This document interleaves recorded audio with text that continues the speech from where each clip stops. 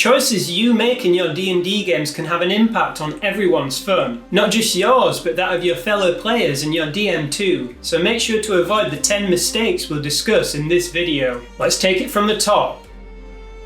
As a player in a D&D game, you won't always be directly involved in the action. In combat, it can be a while between each of your turns. And out of combat, it can be a while before your DM focuses on what your character wants to do or say. Don't lose your attention on the game, and make sure you follow what's going on even if you aren't directly involved in the action. If you get distracted, not only are you likely to miss important plot points or details, but you'll also likely slow the game down, leading to a poorer experience for everyone. It's also just good manners to pay attention to the game, and especially to your DM, who's probably put a lot of work into it. This is why I prefer keeping devices away from the game table, especially as a player. If you have a device nearby, then you'll be much more likely to want to check your emails or notifications when there's a lull in the gameplay, and lose your focus on the game. If you want to keep devices away from the table, physical player aids can help make sure that you still have everything you need to play at your fingertips. I make print-at-home player aids that help make play easy and offer an immersive experience for tracking your character's abilities. You can get a 10% discount on my character journal, class trackers and spell tome by using code YouTube10,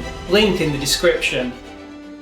This is a follow-up to the last mistake. When it isn't your turn in combat or a social encounter, make sure you consider what you want to do when your turn comes around. Build an idea of what you want to do with your movement, action and bonus action on your turn in combat, or what you want to ask your DM or say to an NPC during exploration or social encounters, so you're ready when it's your turn. If you don't do this, it might take much longer when your turn comes around, leading to more time waiting for everyone else. Of course, what you want to do on your turn may depend on what happens during downtime, and you can't always plan everything out, but it's best to have an idea in mind.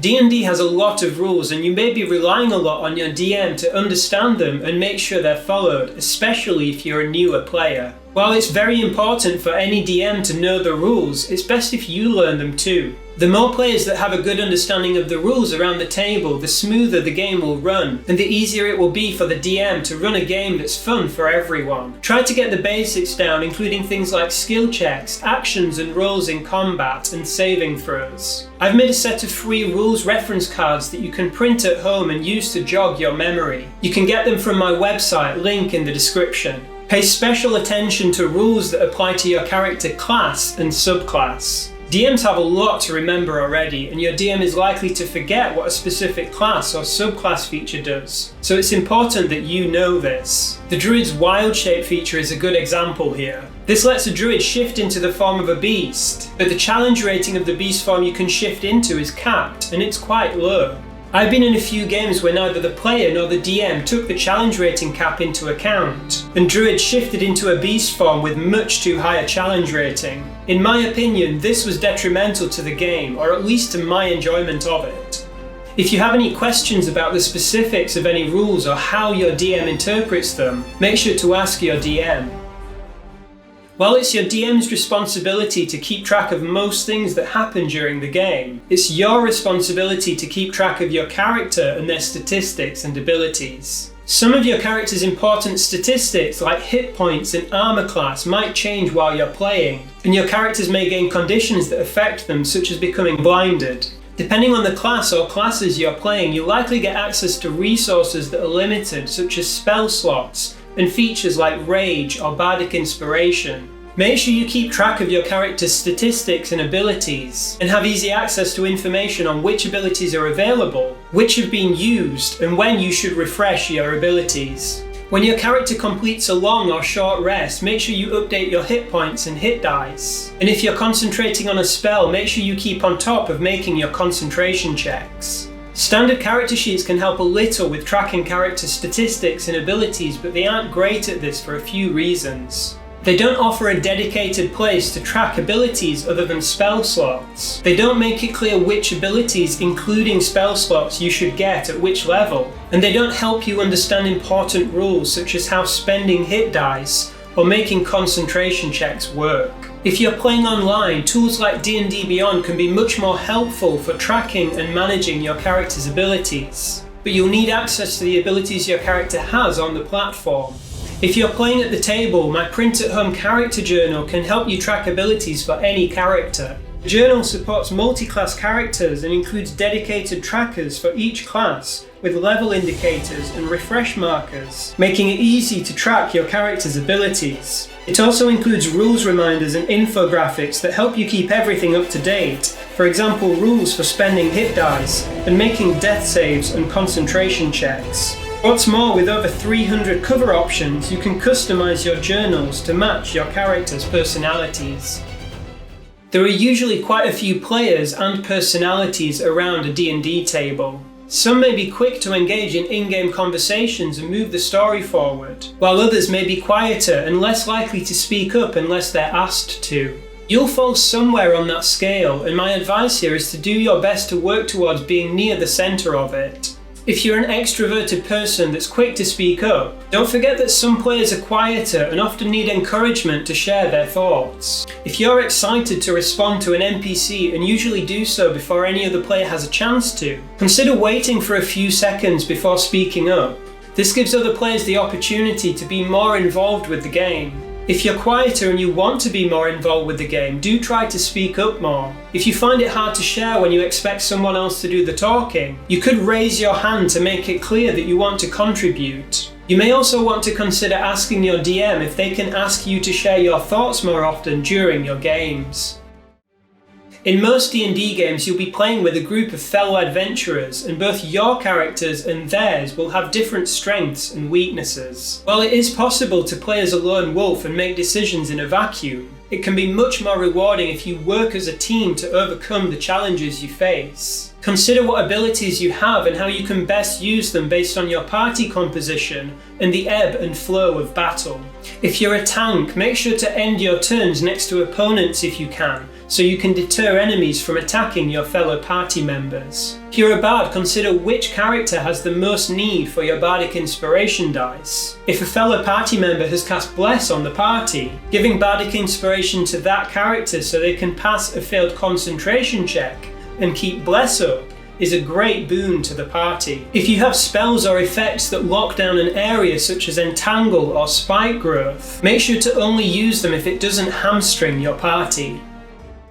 You have a personality that has evolved over time, and your characters do too. Making sure you keep these personalities separate can lead to more immersive games. Good role-playing involves putting yourself into another creature's shoes, and trying to understand how they would react to a situation based on their personality, background, and experiences. It's fine to play your characters however you choose to, but it leads to a more consistent and immersive experience if you make decisions based on your character's perspective and not yours. Your character's ideals, traits, flaws, bonds, background, and backstory can really inform how your character might react to a situation, and it can be a good idea to keep these in mind as you play. Just like you, your characters will evolve over time, and if you play a character across a campaign, you'll likely learn more about them and how their personality and decision making may have been affected by their experiences. This one is related to the previous mistake and getting in character. As a D&D player, you know some things that your character doesn't necessarily know, and in most situations it's best if you make decisions based on what your character knows and not what you do. Making decisions based on knowledge you have but your character doesn't is called metagaming, and many players and DMs don't like this much as it breaks the fourth wall. Like most things in life and D&D, this comes on a scale, and some metagaming is okay and likely an inevitable part of playing the game. Choosing to use your action surge to attempt to finish off an opponent because your DM told you as a player that they're low on hit points is fine. Choosing to swap your warhammer for a torch when fighting a troll because you know that you need fire or acid damage to stop its regeneration effect is clearly metagaming.